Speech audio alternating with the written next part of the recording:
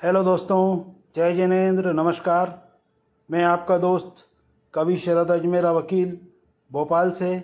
मैं आपके लिए आज लेकर आया हूँ एक नई अनोखी कहानी जिसका शीर्षक है मित्र ने मित्र का कत्ल क्यों किया। कृपया आप वीडियो को लाइक करें, चैनल को सब्सक्राइब करें और शेयर अवश्य करें। ना माया मिली न राम। किसी गांव में दो दोस्त रहते थे। एक का नाम हीरा था, दूसरे का नाम मोती था। दोनों में गहरी दोस्ती थी और वे बचपन से ही खेलना कूदना, पढ़ना लिखना, हर काम साथ करते आ रहे थे। जब वे बड़े हुए तो उन पर काम धंधा ढूंढने का दबाव आने लगा। लोग ताने मारने लगे कि दोनों निठल्ले हैं और एक पैसा भी नहीं कमाते हैं। एक दिन दोनों ने विचार करके शहर की ओर जाने का फैसला किया। अपने घर से रास्ते का खाना पीना लेकर दोनों भोर होते ही शहर की ओर चल पड़े। शहर का रास्ता एक घने जंगल से होकर गुजरता था। दोनों एक साथ अपने मंजिल की ओर जा रहे थे। रास्ता लंबा था, सो उन्होंने एक पेड़ के नीचे विश्राम करने का फैसला किया। दोनों दोस्त विश्राम करने बैठे ही थे कि इतने में एक साधु वहां पर भागता हुआ आया। साधु तेजी से हाँफ रहा था और बेहद डरा हुआ था। मोती ने साधु से उसका डरने का कारण पूछा। साधु ने बताया कि आगे के रास्ते में एक डायन है और उसे हराकर आगे बढ़ना बहुत मुश्किल है। मेरी मानो तो तुम दोनों यहीं से लौट जाओ। इतना कहकर साधु अपने रास्ते को लौट गया। हीरा और मोतू साधु की बातों में सुनकर असमंजस में पड़ गए। दोनों आगे जाने से डर रहे थे। दोनों के मन में घर लौटने का विचार आया, लेकिन लोगों के ताने सुनने के डर से उन्होंने आगे बढ़ने का निश्चय किया। आगे का रास्ता और भी घना था और दोनों बहुत डरे हुए भी थे। कुछ दूर चलने के बाद उन्हें एक बड़ा सा थैला पड़ा हुआ दिखाई दिया। दोनों दोस्त डरते हुए उस थैले के पास पहुंचे। उसके अंदर उन्हें कुछ चमकता हुआ नजर आया। खोलकर देखा तो उनकी खुशी का कोई ठिकाना नहीं रहा। उस थैले में बहुत सारे सोने के सिक्के थे।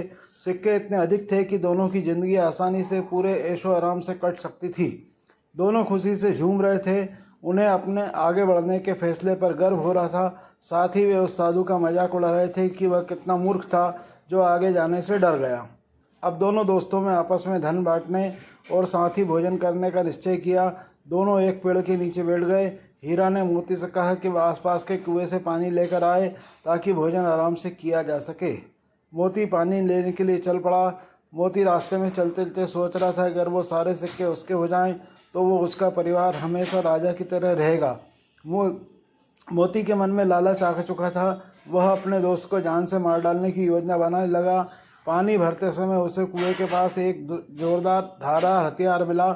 उसने सोचा कि वह इस हथियार से अपने दोस्त को मार देगा और गांव में कहा कि रास्ते में डाकुओं ने उन पर हमला किया था। मोती मन अपने दोस्त की योजना पर बहुत खुश हो रहा था। वह पानी लेकर वापस पहुंचा और मौका देखते ही हीरे पर पीछे से वार कर दिया। देखते ही देखते हीरा वहीं ढेर हो गया। मोती अपना सामान और सोने के सिक्कों से भरा थैला लेकर वहां से वापस भागा। कुछ एक घंटे के बाद चलने के बाद वह एक जगह रुका तो वहां उसे जोर से भूख लगाई थी। उसने अपनी पोटली खोली और बड़े चाव से खाना खाने लगा। लेकिन ये क्या, खाना खाते ही मोती के मुंह से खून आने लगा और वह तड़पने लगा। उसे एहसास हो चुका था कि जब वह पानी लेने गया तब हीरा ने उसके खाने में कोई जहरीली बूटी मिला दी थी। कुछ ही देर में उसकी भी तड़प तड़प कर मृत्यु हो गई। दोनों दुरुस्त मृत पड़े थे। जो थैली यानी माया रूपी डायन जस की तस पड़ी हुई थी। उस साधु ने एकदम ठीक कहा था कि आगे डायन है। वो सिक्कों से भरा थैला ले उन दोस्तों के लिए डायन ही साबित हुआ।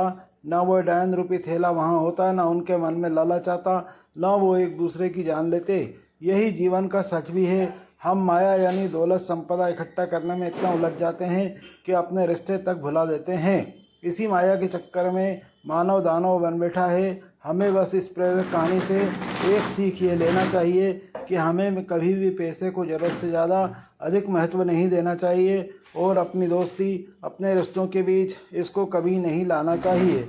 और हमारे पूर्वज भी तो कह गए हैं, माया के चक्कर में दोनों गए, ना माया मिली ना राम। आप चाहे किसी भी समाज से हो, आप अगर अपने समाज के किसी उभरते हुए व्यक्ति से जलते हो या उसकी निंदा करते हो तो आप निश्चित रूप से उस समाज के लिए कलंक हो। सदैव प्रसन्न रहिए। जो प्राप्त है वही पर्याप्त है। वीडियो को लाइक, चैनल को सब्सक्राइब जरूर करें। आपका दोस्त कवि शरद अजमेरा वकील। नमस्कार, शुभ रात्रि, सब्बा खैर।